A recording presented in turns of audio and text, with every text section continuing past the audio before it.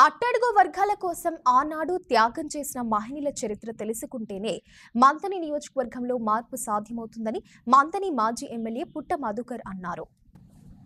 పోరాట యోధుడు సర్దార్ సర్వాయి పాపన్న వర్ధంతి సందర్భంగా మంథని పట్టణంలోని సర్దార్ సర్వాయి పాపన్న గౌడ్ విగ్రహానికి మంథని మాజీ ఎమ్మెల్యే పుట్ట మధుకర్ పూలమాల వేసి నివాళులర్పించారు. ఆనాడు ప్రత్యేక రాష్ట్రం కోసం ఆవిర్భావం చెందిన బీఆర్ఎస్ పార్టీ పోరాట యోధులైన సర్వాయి పాపన్న, చాకలి ఐలమ్మ, దొడ్డి కొమరయ్య లాంటి మహనీయుల స్ఫూర్తితో తెలంగాణ సాధించుకున్నామని తెలిపారు. సాధించుకున్న తెలంగాణలో కొద్ది మేరకే మహనీయుల చరిత్రను చెప్పగలిగామన్నారు.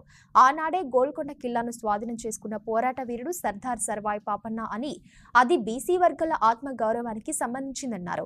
అయితే మంథని నియోజకవర్గంలో మహనీయుల చరిత్రను దాచిపెట్టారని, అనేక ఏళ్లుగా మహనీయుల చరిత్రను తెలుసుకోకపోవడం మూలంగానే చరిత్రహీనులు రాజ్యమేలుతున్నారని అన్నారు.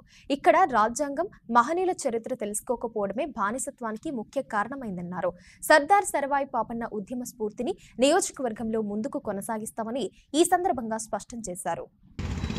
సర్దార్ సర్వాయి పాపన్న గౌడ్ గారి వర్ధంతిని పురస్కరించుకొని మంథని నడిబొట్టులో వారి విగ్రహానికి పూలమాలలు సమర్పించి శ్రద్ధాంజలి ఘటించడం జరుగుతూ ఉన్నది. బీఆర్ఎస్ పార్టీ ఆధ్వర్యంలో బీఆర్ఎస్ పార్టీ ఆవిర్భావం తెలంగాణ రాష్ట్రం సృష్టించడానికి తెలంగాణ రాష్ట్రంలో ప్రముఖంగా పోరాట యోధుల స్ఫూర్తితో సర్దార్ సర్వాయి పాపన్న గౌడ్ కావచ్చు, చాకలి ఐలమ్మ కావచ్చు, దొడ్డి కొమరయ్య కావచ్చు, ప్రొఫెసర్ జయశంకర్ సార్ గారి ఆలోచన విధానంతో ఇవాళ తెలంగాణను సాధించుకున్నాం కనుక సాధించుకున్న తెలంగాణలో కొద్ది మేరకు మాత్రమే వారి చరిత్రను చెప్పగలిగినాం.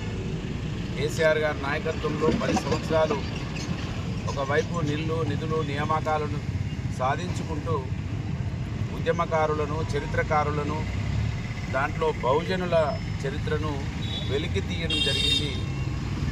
దాంట్లో భాగంగానే వాళ్ళ సర్దార్ సర్వాయి పాపన్న గౌడ్ చరిత్ర ఆ రోజే గోల్కొండ కిలను మరి స్వాధీనం చేసుకున్నటువంటి పోరాట యోధుడు. ఇది చాలా ఆషామాషి విషయం కాదు.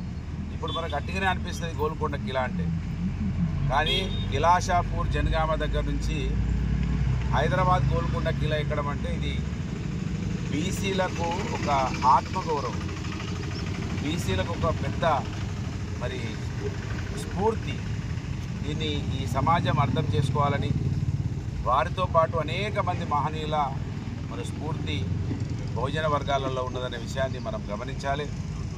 మళ్ళీ తెలంగాణ ఈ రాష్ట్రంలో బీఆర్ఎస్ పార్టీ ఆధ్వర్యంలో ప్రభుత్వం ఏర్పడిన తర్వాత ఇంకా మహనీయుల యొక్క చరిత్రకు ఒక కార్యాచరణ కూడా తీసుకోవడం జరుగుతుంది.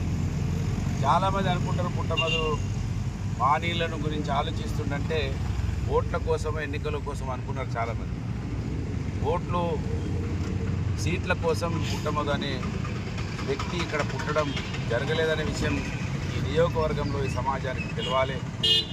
ఈ నియోజకవర్గంలో చరిత్ర తెలియకపోవడం వల్ల చరిత్రహీనులు ఈ నియోజకవర్గాన్ని అనుభవిస్తూ ఉన్నారు, రాజ్యమేలుతూ ఉన్నారు. ఇక్కడ మనకు రాజ్యాంగం తెలియకపోవడము, మహనీయుల చరిత్ర తెలియకపోవడము మన బానిసత్వానికి ముఖ్య కారణమవుతూ ఉన్నది. రాజ్యాంగం తెలిసి, ఓటు విలువ తెలిసి ఉంటే పాలకులం మనమే ఉండేవాళ్ళం అనే విషయాన్ని ఎక్కడ అవకాశం దొరికితే అక్కడ చెప్పాలనేదే నా ముఖ్య ఉద్దేశము.